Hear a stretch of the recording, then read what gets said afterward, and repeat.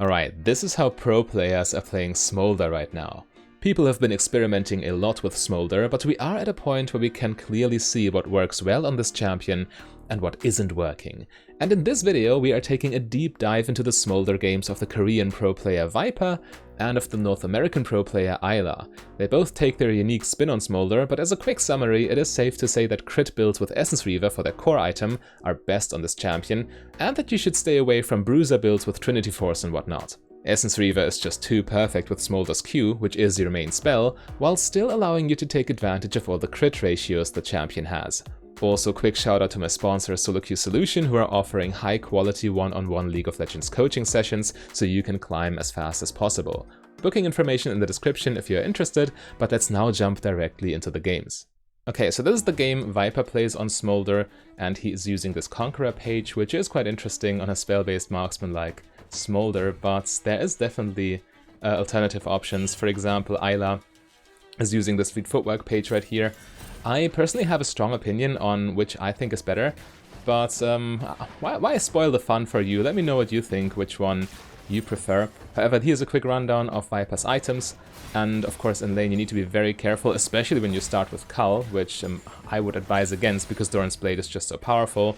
And Cull, yes, you're playing a scaling champion and Viper is looking for that scaling, but you're sacrificing a lot of early agency and making the early game even riskier than it already is. And lo and behold, they're instantly starting a trade or even a full fight level 1/level 2 in the bot lane. Let's see how that plays out.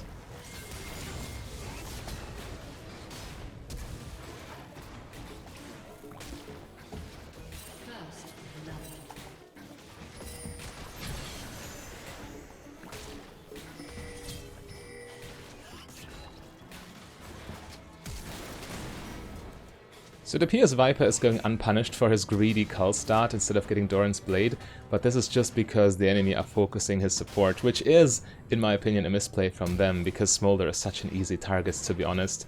But he can just stay there, stack his Conqueror. In this situation, Conqueror for sure a quite high value rune, and ultimately the combination of that fully stacked Conqueror plus the large amounts of minion aggro, and of course the arrival of Graves, do swing this in Viper's favor, but this was super risky, and especially when you go for plays like these, Doran's Blade is a lot more consistent.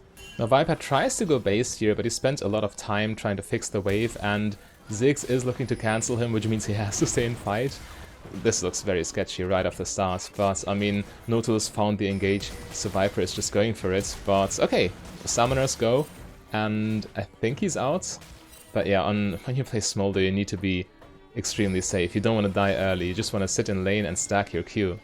And as you saw in the quick item overview, he's also going for a mana immune, so he bought Tia right away, trying to stack that in tandem with his Q, of course. But, I mean, look at this. No early game presence whatsoever in his item build. I mean, yes, he got a longsword finally, but Tia plus Cull is such a passive start. It is, again, understandable, considering Smolder's power curve as a champion, but you also don't want to forfeit every single piece of early game agency. So, I don't know, I think this is overly risky and greedy, but of course if you manage to go unpunished for these scaling items as opposed to early game power items, then more power to you. And by the way, a small little detail to keep in mind is if you have a look at, I hope your screen's big enough, but if you have a look at the bottom left corner, the cut down value Viper already got is quite impressive. That of course makes Cull's start a little more appealing. You have to keep in mind Smolder's base HP is as low as Caitlyn's, so if you don't go for the 100 extra health from a Doran's item, cutdown can do a lot of work even in the early game, but of course in the late game this rune will go crazy as well, because again, Smolder is so incredibly squishy. But in the meantime, Viper of course just stacking his Q more and more, getting the minions low, then pressing Q. Once you get the 25 stacks, so Q deals AoE damage, as you can see, bam, 2 stacks at once, but you have to set the minions up beforehand, of course. Another neat detail is that despite being a late game champion who really hates early fights, Smolder is not really stuck, unlike other late game hyper carries, when he needs to fight or skirmish in the jungle, because as you just saw, he can traverse the wall with ease and then spam his spells and hopefully stay safe. But yeah, I mean, my general piece of advice is stay out of trouble. As we can see, Viper also not committing here to anything, just going back and resuming to farm with, I mean, he's using auto attacks a fair bit because Q still has a rather long cooldown, but here the triple Q stack with one spell. Also looking for the W harass whenever he can get it, so he can get more stacks off of champion hits with spells. And yeah, again, keeping your E to stay safe, hopefully not getting caught, because you are playing such a squishy early game champion. I mean, not early game champion in the sense of strong early, but squishy in the early game. Also squishy in the late game, but in the early game it matters so much more, because you can't really fight back. And now Viper has Sheen, which makes for even easier Q spam, even more value, because you have to keep in mind Viper, or Smolder's Q, is essentially like a Misfortune Q. It is a glorified auto attack. It's point and click, just like an auto attack. It even scales with the auto attack range, with rapid fire cannon for instance. And it also applies, it not only triggers by casting the Sheen effect, but also applies it directly, because it, again, it counts as an auto attack for most intents and purposes.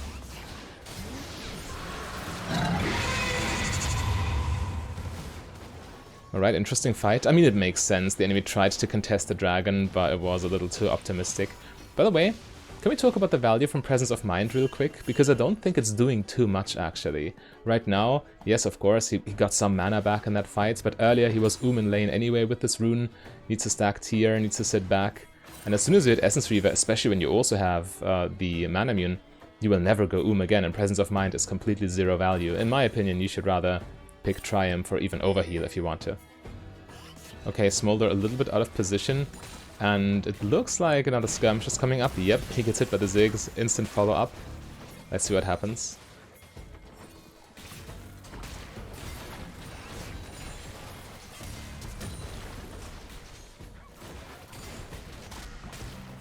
Kiting in the back with range, but yeah, he needs to dodge as much damage as possible, especially with Ziggs. Okay, this ends poorly, yep. I mean, this is exactly what I mean. You have... oh god. The random ignite, but you have to stay on your toes. The fight overall, not bad for blue team, but as Smolder, when you die, it's almost like with Senna. Senna, when she's dead, can't get her souls. Smolder, when he's dead, can't get his Q stacks. Quick comment on Viper's macro here. He goes mid lane, because bot lane's completely covered. The fight is actually still going on. If we have a look, the wave is all the way under tower, so even if he went bot lane, there's nothing to farm. And Graves actually in trouble. Aurelia coming down with a teleport, and I think that's the end of him. Yep, there he goes, huge shutdown. But yeah, Smolder taking the mid lane wave in the meantime, definitely good for keeping his stack count as high as possible. Also checking with his skill shots if someone's in the bush, not daring to walk up. But now he sees Aurelia in the mid lane, so I think he dares. Okay, he actually uses his ult for wave clear. If you want to have a look at this again, the enemy has the wave under tower, and are threatening a tower dive should he approach with his little of, with the little of health he has. He's an easy target. So using ult for wave clear actually a smart play if you ask me. Yes, losing the wave to your ultimate essentially and to the tower means you don't get Q stacks, but it's better than losing the minions altogether or than getting dived. So definitely understandable. Well, it looks like we get another fight here. Let's see how Smolder does now that he has the most important core item of Essence Reaver.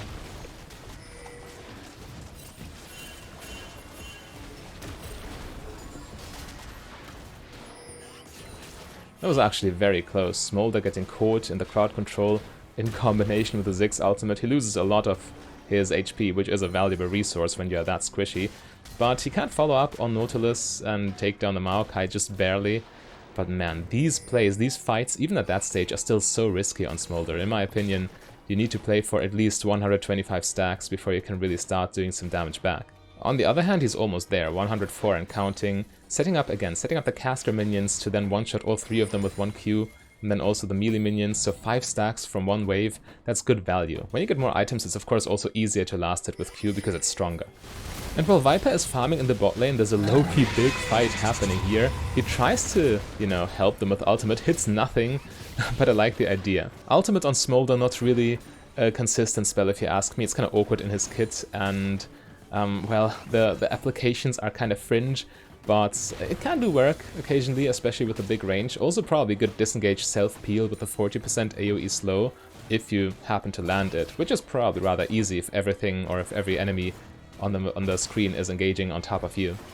And now there is a fight in the bot lane of all places, and Viper is calling his mom.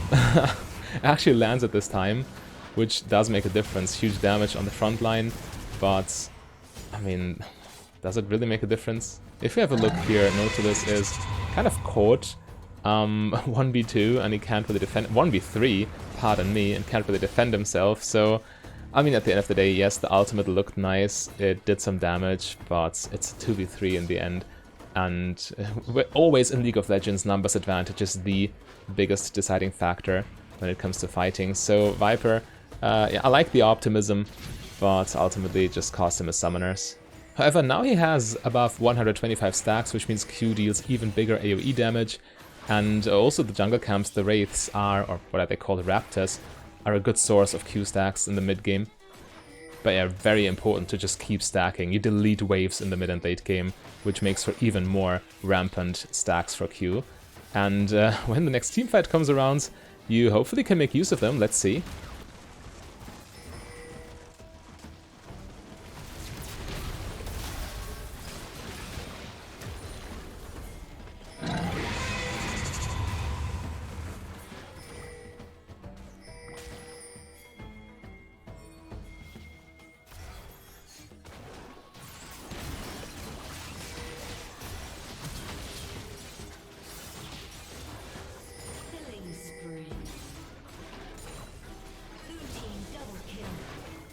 Very nicely traversing the wall to get to the first target as fast as possible, trying to fight front to back, which is, in my opinion, the right way to play this champion, because your Q on the main target on the front line spreads to the back line ideally, so you don't even lose out on damage, you actually get even more damage. And here the ultimate in the choke point, both Irelia and Ziggs are a little bit stuck. Ziggs can escape, but Irelia does end up getting hit, and in the end blue team are able to close in on them. As a result, we see the kick from Lee Sin getting Ziggs very low. Viper waiting for his flap ability, but getting over the wall, such nice target access, especially when you get more cooldown reduction as the game goes on. You get your mobility spell up so often. But the squirrel with the fed Irelia was actually still kind of close. Smolder needs more time to scale. He needs his...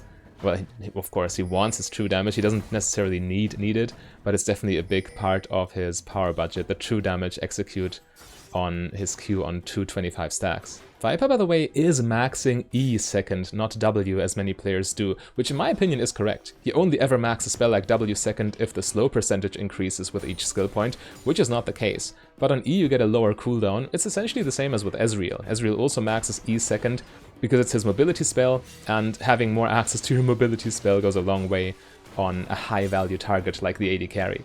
Q first, of course, for lower cooldown, so maximum stacking, and because it's your main damage spell, but Emax second. And if we have a look here, red team is taking the opportunity to go for a quick dragon, but blue team sees this as a chance, and I'm not sure if that's a good thing, because blue team, trying to make use of the fact that red team are all in bot side, want to sneak Baron, which, I mean, red team is already on their way, so let's see how that plays out.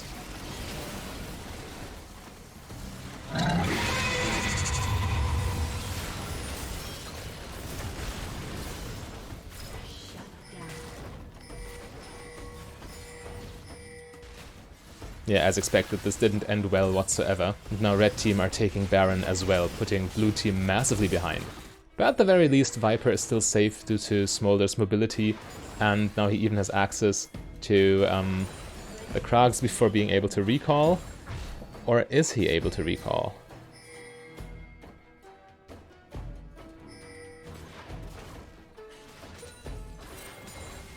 Actually gets away with this, right?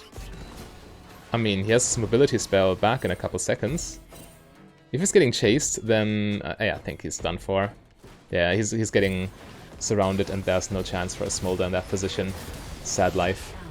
And now Viper's team is staring down a Baron push after he respawned, and he's not at 225 stacks right now, so no true damage yet. But I think we have a team fight coming up.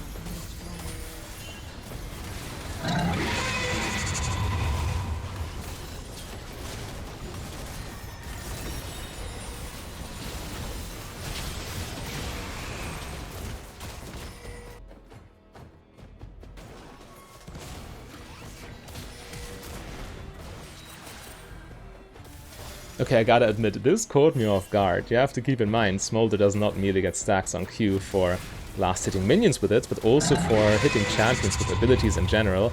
And here we can also see again the great value of Smolder's ultimate in teamfights, also reinforcing the idea of fighting front to back with him, because not only does it peel the front line off you, but you still hit the back line despite not being close to them.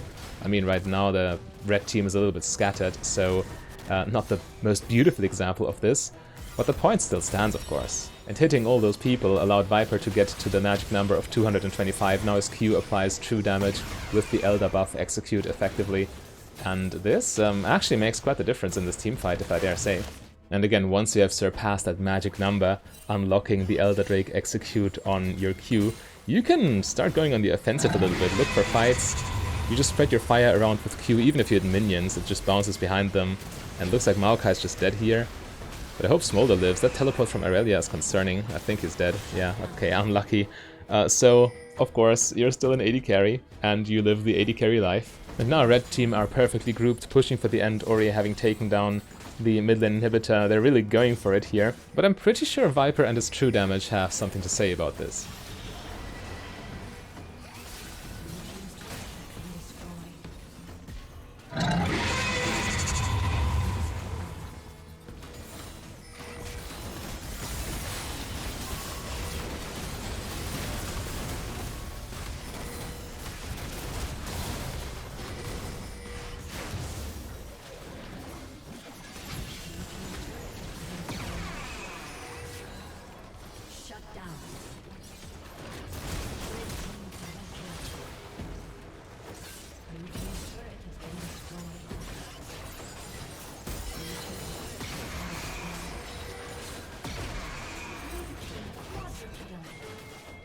Especially Eyla is so fed, she just shreds blue team to pieces, really, even despite being close to their Nexus towers. And Cannon does get an AoE ult off, but it's just not enough. Blue team just falls, and in the end, it's just Smolder versus the world, essentially. But even without a Last Whisper item, Smolder very efficient against tanks when he has this 225 plus stacks, because of the true damage and the execute, so he can stand his ground here and ultimately AoE burn execute both Eyla and Gangplank, who are greedy to finish, and understandably so. It was way too close for comfort if you ask me, but Smolder's damage in the late game, you cannot ignore it really, even if you're a fed Eyla and even if you're a Gangplank in the late game. As a result of that Quadra kill, Blue Team is finally able to make some progress. They are getting this Baron and they are able to stabilize as a result of this Baron. Also, if you have a look at the items, Smolder or Viper now going for the full Energizer plan with both Stormrazor and Rapid Fire Cannon for max value Qs, which is a good idea because a lot of your power budget is in your Q. In my opinion, Stormrazor is not really necessary, but Rapid Fire Cannon is such a high value item on Smolder. In my opinion, you can go this even earlier. I want to experiment with Essence Reaver straight into Rapid Fire Cannon. Personally, because again, once you have that extra range, it's easier to stack Q in the mid game, it's easier to apply Q in the late game, it just does everything for you. But yeah, Baron was able to stabilize, but now Viper level 18, 370 stacks, and Red Team is trying to make an effort to go on the offensive again, but let's see what happens in this coming teamfights.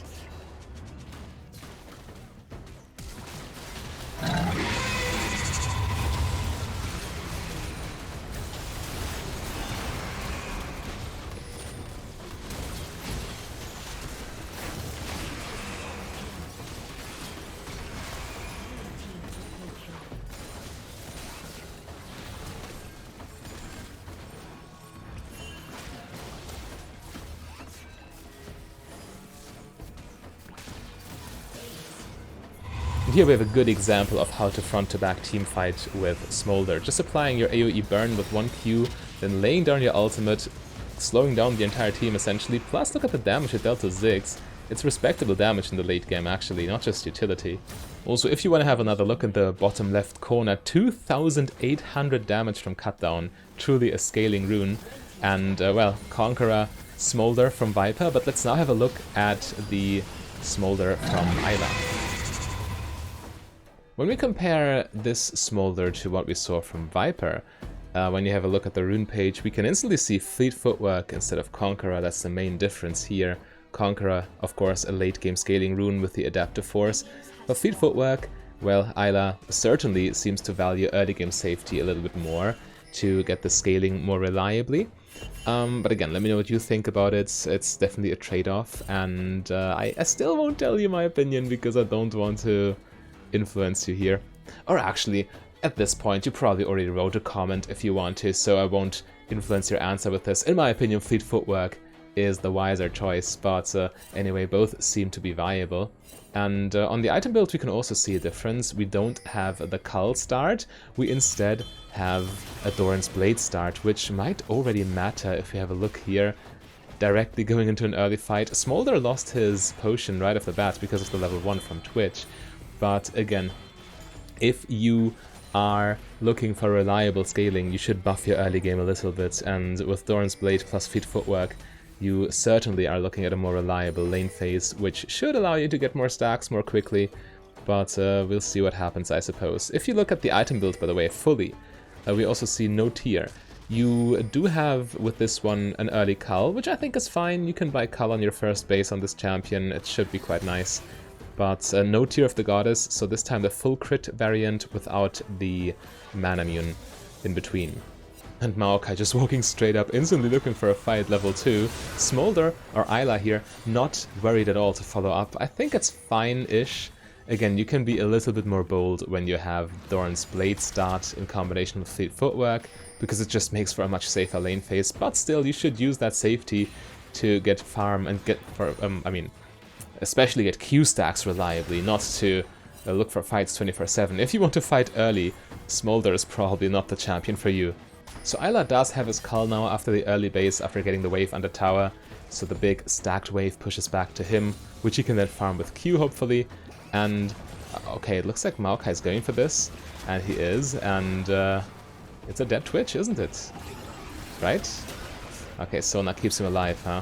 Yeah, just barely, but it's good enough. Anyway, with this rune setup and with Doran's Blade, again, you can follow up if your support finds an engage, but again, you should be so safe. You should not risk anything if you can help it, and just get to that Q stacks, because without Q stacks you're just doing nothing. Admittedly though, that engage got Twitch out of the lane, which puts Eyla a little bit ahead, gives him a plating, gives him a farm advantage. As we can see, it's right now 28-11 in Smolder's favor. So, I mean, Twitch also not bad late game, definitely one of those late game hypercarry champions. Okay, no AoE on Q yet, so I always get excited when I see the low health caster minions, but of course you need 25 stacks to kill them all with one single Q. And in fact, they're getting hard punished. I didn't even realize, I was so caught up in the Q stacking thing, but yeah, this is of course also a weakness of Smolder. The enemy has such an easy gank target in you. Ideally you're doing both, position defensively and keep your E up at all times to further create distance should it be necessary. Right now Warwick is bot lane too, trying to do dragon, so Eyla again on the offensive. Looks like he's getting punished, at least Maokai is super low, but maybe Warwick gets the dive in. In my opinion, it's just better to go for the dragon here, using bot lane priority that way. Never mind, Maokai finds it, and yeah, easy finish. But this Sona is leaving Twitch to his own devices quite frequently. Certainly nice for Smolder here, but poor Twitch, man, poor Twitch. Okay, as we can see on the minimap, Warwick finally trying to do Drake, now that Smolder was in base, which can be iffy. However, we have the long skill shots over the wall, plus the flight. Yeah, he can join quickly, especially with Ghost popped. And now Warwick's still on the dragon, which is kind of awkward. Okay, now dragon is gone, so Warwick can hopefully rejoin. And yeah, this is a massive lead for Eyla. That's crazy. If you're playing a late game champion and have the fortune to get that fortunate in early game, well, the early game is your only weakness, and if the early game goes well, the late game should go even better. Also interesting to note, by the way, if you have a look at the items right here, he bought Berserker's Greaves. Normally all Smolder players just go for Lucidity Boots for lower cooldowns, which means more Qs, and they're also a little bit cheaper than Berserker's Greaves, so there's also that. Oh, okay, he got the cannon minion. But Eyla looking for more auto attacks, I assume, which is a rare sight again, but I mean, you're still an AD carry, you're still building crit, so auto attacks do have value. Nonetheless, on Smolder you're always on that spell weaving game plan, stacking your Q. Now he has Sheen as well, and as we can see, preparing the minions, trying to... Okay, that was a little bit of a fail, but still got 2 with 1 single Q, and with the casters, okay, also kind of poorly prepared, only got 1 caster with Q, so not optimally stacking here, but it's still good enough. You're still pushing the wave, still getting farm and gold, which is most important, and still some Q stacks, but of course, if you can prepare them in a way where you can get multiple Q stacks with 1 Q, that's good value. And again, the strong engage. Here, ultimate's really crucial, even the self-heal, allowing to trade 1-for-1 at least. But if we have a look, it seems like it's a good engage on Twitch.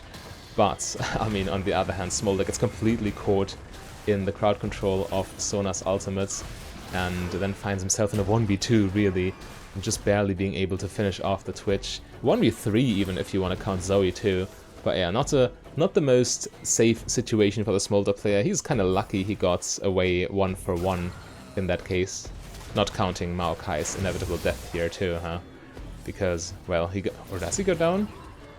Okay, it goes down to Ignite, yeah. So, definitely good for Red Team, but Smolder at least got a kill.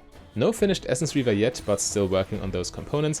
And farming with Q under tower, a little bit awkward actually. It's almost like a Tristana E, where you might try to might try to last hit some minions with Q, but then ruin the others who get in an awkward HP range where the tower just gets them. So definitely need to be careful with Q when you're pushed in, when you have more than 25 stacks. But, I mean, if you're completely left alone, you can also just set up the minions and collect more stacks that way. So, it's a double-edged sword. And that roam is actually quite nice, because you have the wave pushed in, so it will push back to... Is he ambushing Sona? Looks like he is. With Berserker's Greaves, he might have the DPS to do this, but they're so deep in the enemy jungle. Yeah, retreating is the only logical choice here. You don't want to overcommit. Hitting the enemy with a couple spells is, of course, nice. You get more free Q stacks, basically. But then returning to the wave and stacking safely on those minions is certainly the right call. You want to have good and consistent scaling on this champion. You don't need to go ham in the early game. You just risk your scaling if you do this. And even here, being pushed up that far, he makes this happen, right? The ult for the self-heal. And then he gets him.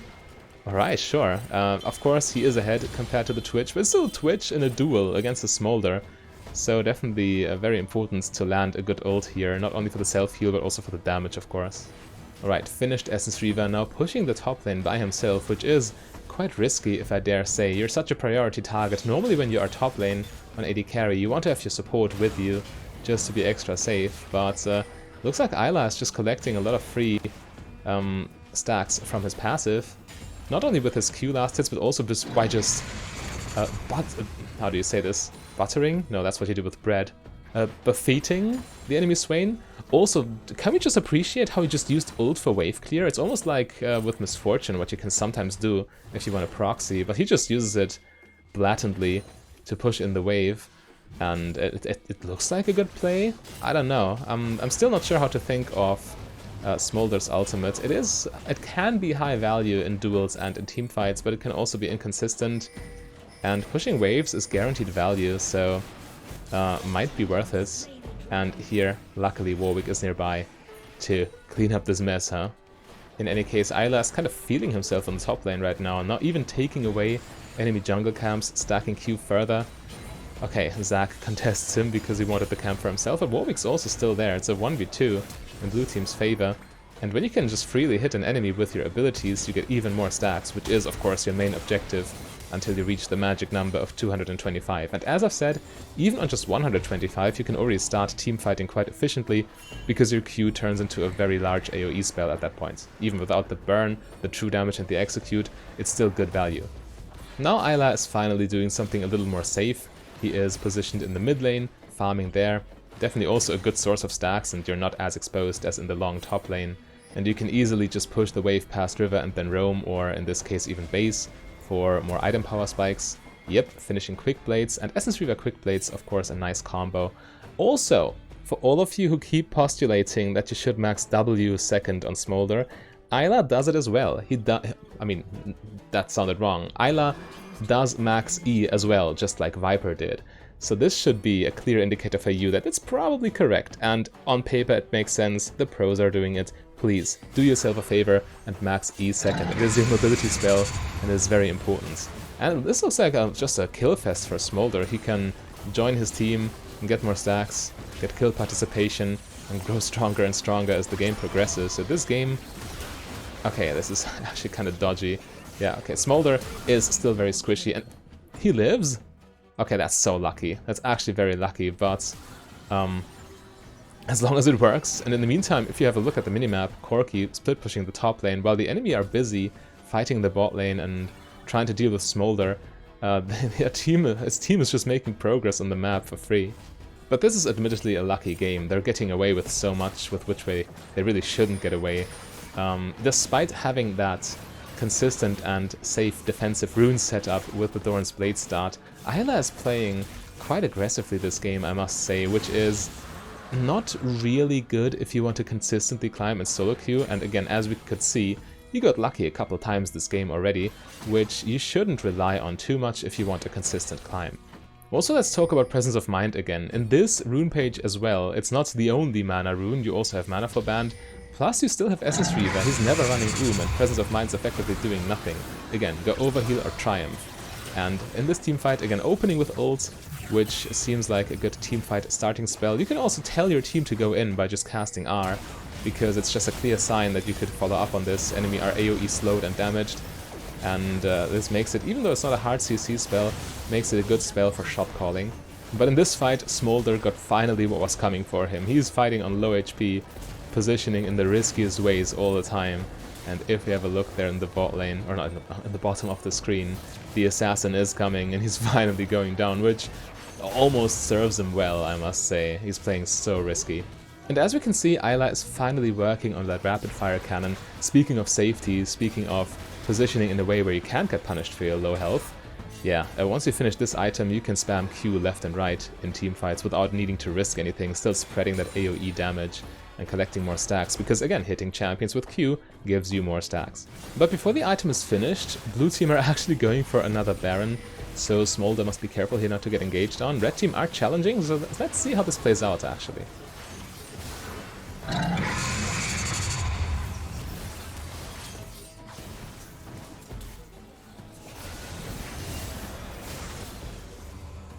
So we see another engage with Smolder's ultimate. Let's have a look at where it lands. The range is really great, and especially in these choke points, you can use it to, well, it even connects onto Sona at least, but you can use it to zone the enemy away. And in this case, well, red team managed to stop Baron for now, but they pay for this with their Talon's life. So still good for blue team, and also good for Smolder to stay close to his team here and not try to, I don't know, frontline on this front, which would probably get him killed with his low HP. So yeah, stay grouped together, have your team to protect you, and you can deal a lot of damage on this champion. But ironically enough, after Talon is down, the enemy jungler is no longer on the map, so despite his sacrifice, or despite the attempt, blue team are still getting Baron out of the deal. It looked probably riskier than it was, because again, red team tried to challenge this time without their jungler, so without smite. So this is a completely free fight for blue team in this position. And as you can see, Smolder has bought the third item, Rapid Fire Cannon, now.